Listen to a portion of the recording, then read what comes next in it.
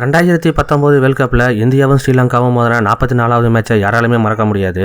ஏன்னா இந்த மேட்ச்ல ரோஹித் சர்மா வேற லெவல்ல ஒரு ரெக்கார்ட் பண்ணுவாரு. இந்த மேட்ச்ல முதல்ல பேட்டிங் பண்ண ஸ்ரீலங்காவில் என்னதான் டாப் ஆர்டர் பேட்ஸ்மேன்கள் எல்லாம் 20 ரன்னுக்குள்ள அவுட் ஆனாலும் மிடில் ஆர்டர்ல இருந்த ஆஞ்சலோ மேத்யூஸும் திரிமானியாவும் ஒரு நல்ல பார்ட்னர்ஷிப் போட்டு சூப்பரா ஆட்டத்தை கொண்டு போவாங்க. ஒரு பக்கம் திரிமானியா 53 ரன்ல அவுட் ஆனாலும் இன்னொரு பக்கம் ஆஞ்சலோ மேத்யூஸ் வேற லெவல்ல ஒரு பெர்ஃபார்மன்ஸை வெளிப்படுத்தி தன்னுடைய செஞ்சுரியை கம்ப்ளீட் பண்ணி இருப்பாரு. இதனால ஸ்ரீலங்கா 264 ரன் அடிக்க அந்த ரன்னை நாங்க மட்டுமே அடிச்சு நவுத்துறோம் அப்படிங்கிற மாதிரி இந்தியாவுடைய ஓபனர்ஸான கேஎல் ராகுலும் ரோஹித் சர்மாவும் களத்துல பட்டாசான ஒரு பெர்ஃபார்மன்ஸா கொடுத்திருப்பாங்க. இதுல இன்னொரு இன்ட்ரெஸ்டிங்கான விஷயம் என்னன்னாக்கா 92 பால்ல தன்னுடைய செஞ்சுரியை கம்ப்ளீட் பண்ண ரோஹித் சர்மா தொடர்ந்து 5 முறை வேர்ல்ட் கப்ல செஞ்சுரி அடிச்ச பிளேயர் அப்படிங்கிற ரெக்கார்டையும் கிரியேட் பண்ணுவாரு. அதுக்கப்புறம் ரோஹித் சர்மா 103 ரன்ல அவுட் ஆனாலும் கேஎல் ராகுல் கோலி கூட பார்ட்னர்ஷிப் போட்டு அவரும் தன்னுடைய செஞ்சுரியை கம்ப்ளீட் பண்ணிடுவாரு. கடைசி கட்டத்துல கேஎல் ராகுலும் ரிஷப் பண்டும் குயிக்கா அவுட் ஆனாலும் 7 ஓவர் மிச்சம் வச்ச இந்தியா 7 விக்கெட் வித்தியாசத்துல வேற லெவல்ல வின் பண்ணி இருப்பாங்க. சரி, ஓகே ஃப்ரெண்ட்ஸ், இந்த மேட்சை யாரெல்லாம் லைவ்ல பாத்தீங்க அப்படிங்கறத மறக்காம